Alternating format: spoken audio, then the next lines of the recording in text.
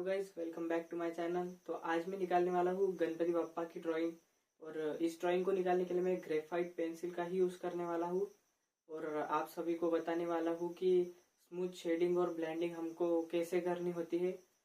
इस video में ये पूरा यही रहने वाला है कि शेडिंग और ब्लेंडिंग हमें कैसे करनी है। तो चलिए शुरू करते हैं। तो गाइज आप देख सकते हो मैंने शेडिंग की शुरुआत कर दी है फेस से। और पहले मैं एचबी की लीड पेंसिल का यूज़ कर रहा हूँ जो कि 0.5 mm की है। ये बहुत ही पतली होती है इसलिए मैं पहले यूज़ कर रहा हूँ पहले बेस टोन में। तो पहले पूरे फेस पर मैं ऐसे बेस टोन दे दूँगा। उसके बाद मैं डार्क शेडिंग को स्टार्ट करूँगा। ये बाप्पा या भक्तांना दर्शन द्यायला ये। होय.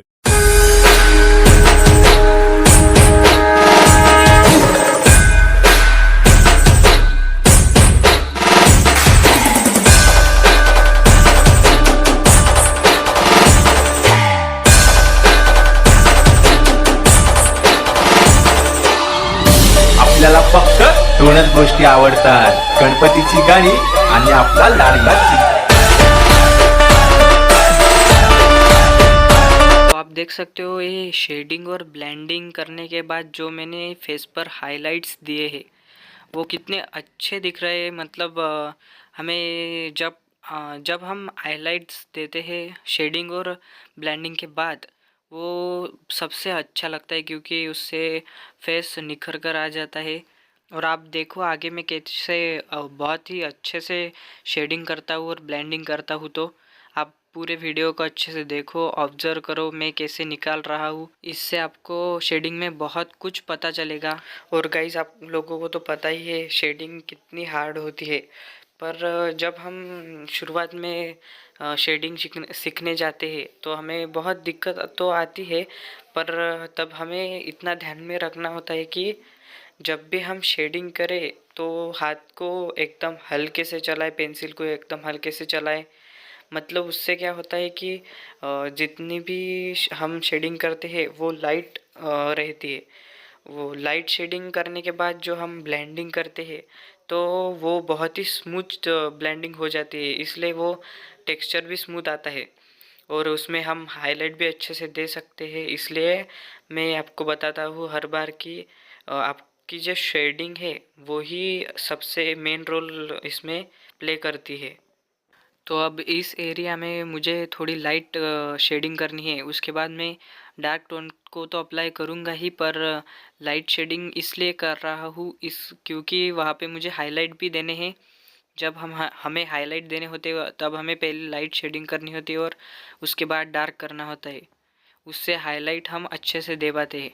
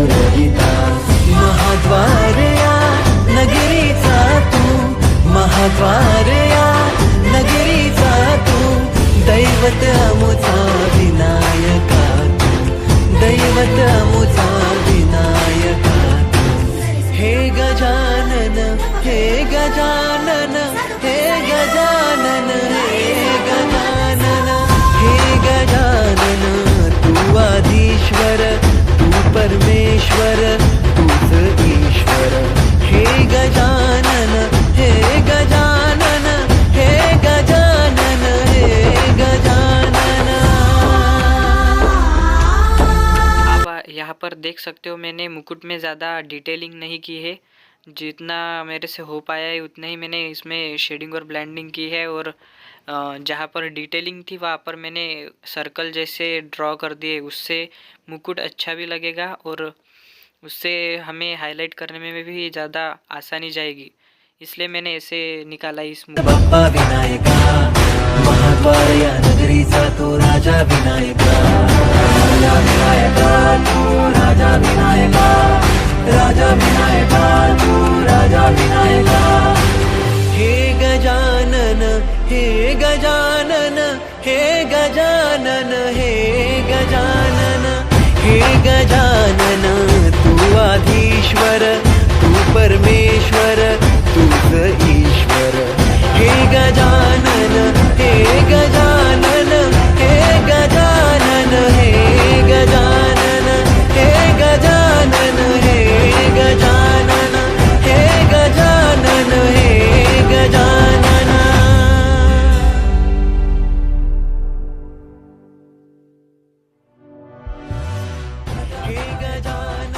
अब यहाँ पे बहुत ही डार्क है, इसलिए मैं पहले 2B पेंसिल का यूज़ कर रहा हूँ, उसके बाद उस पर 8B पेंसिल का यूज़ करके मैं उसको ब्लेंड कर दूँगा। तो इस वीडियो में इतना ही था गाइज़। अगर आपको ये वीडियो अच्छी लगी तो आप मुझे कमेंट में बता सकते हो कि मुझे क्या क्या वीडियो में इम्प्रूव करना चाहिए और मैं अच्छे से बताता हूँ या नहीं। अगर आप में ये सब मुझे कमेंट में बताओगे तो ही मैं मेरे जो गलतियां हैं उसको सुधार पाऊँगा। तो अगली वीडियो में मैं अच्छे से और बहुत कुछ बता सकता हूँ आपको, अगर आप मुझे गलतियां बताओगे मेरी तो। हे गजानन तू आधीश्वर तू परमेश्वर तूच ईश्वर सकल जगाचा तारणहार तू या विश्वाचा पालनहार तू मोदक प्रिय तू मंगलदाता भक्तांची कामना पुरविता महाद्वार या नगरीचा तू महाद्वार या नगरीचा तू दैवत अमुचा विनायका तू दैवत अमुचा विनायका तू हे गजानन हे गजानन हे गजानन हे